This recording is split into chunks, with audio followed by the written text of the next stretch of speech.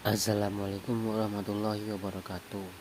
Perkenalkan, nama saya Muhammad Hafizur Rahman, Hukum Ekonomi Syariah dengan NIM 212111360 kelas 3J.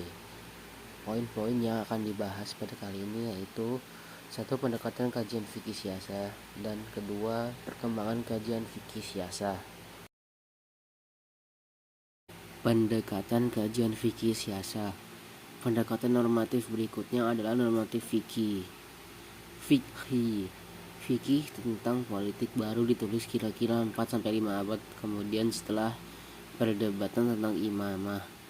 Al-Mawardi sebagai peletak dasar fikih politik Islam berusaha menguraikan tentang bagaimana masyarakat politik itu berdiri.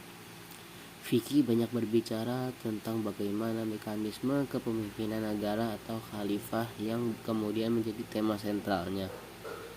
Asy-Syaukani 253. Memang ada unsur kesejarahan yang diuraikan dalam pendekatan fikih, tetapi sejarah dalam pendekatan fikih lebih pada usaha untuk mencari pembenar atas sistem tertentu. Dengan begitu, sejarah dalam pendekatan fikih tidak duduk dalam posisi yang netral sebagai sebuah pendekatan. 2. Cara pandang lain dalam memahami politik Islam sosio-historis. Sebagai sebuah objek penelitian, politik mestinya tidak hanya berbicara tentang mekanisme pergantian kekuasaan semata. Mengutip mazhab analis via Azra 2004 tanggal 26, sejarah politik mestinya memberikan analisis pada struktur jangka panjang atau long term struktur yang di dalamnya mencakup bahasan mengenai sistem semiologikal, semiologi, studi tentang tanda dan simbol, seperti peristilahan, ritual, perilaku, dan sikap mental politik. Di sini politik harus menjadi bagian dari general history.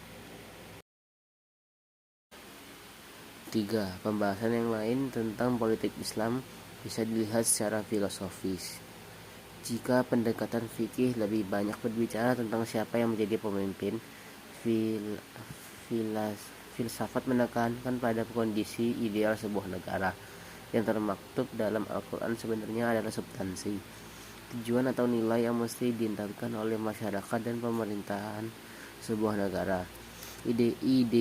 Idealitas itu misalnya terbahasa dalam term-term Al-Quran tentang kejujuran, akuntabilitas, al-amanah, keadilan, persaudaraan, penghargaan terhadap perbedaan, persamaan, perdamaian, permusyawaratan, dan lainnya.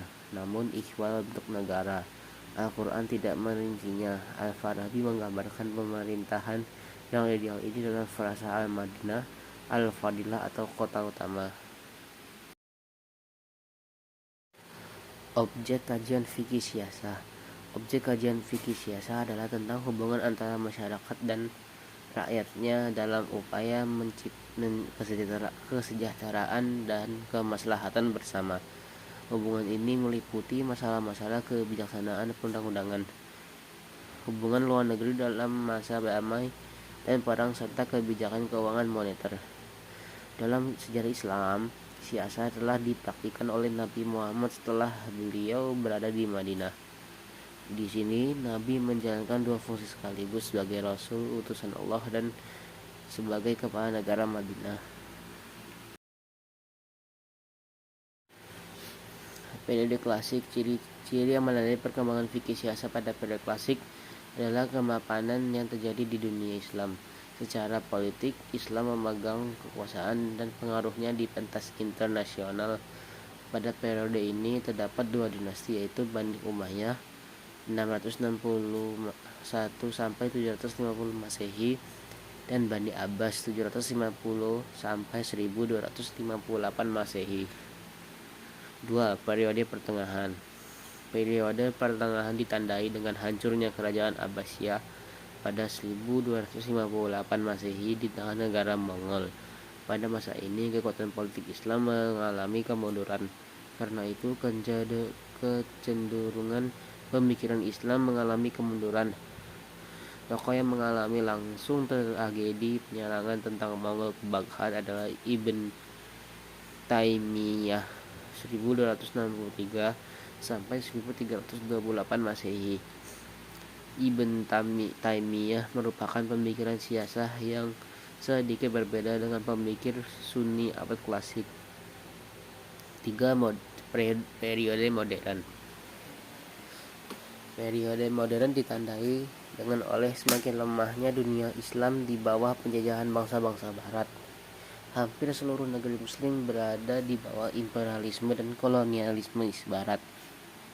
Dalam lapangan politik, sikap pertama melahirkan aliran yang menyatakan bahwa Islam adalah agama yang serba lengkap, mengatur segala aspek kehidupan manusia, termasuk politik kenegaraan. Terima kasih presentasi dari saya. Mohon maaf apabila terjadi kekurangan dan terdapat perkataan yang kurang mengenakan di hati. Wassalamualaikum warahmatullahi wabarakatuh.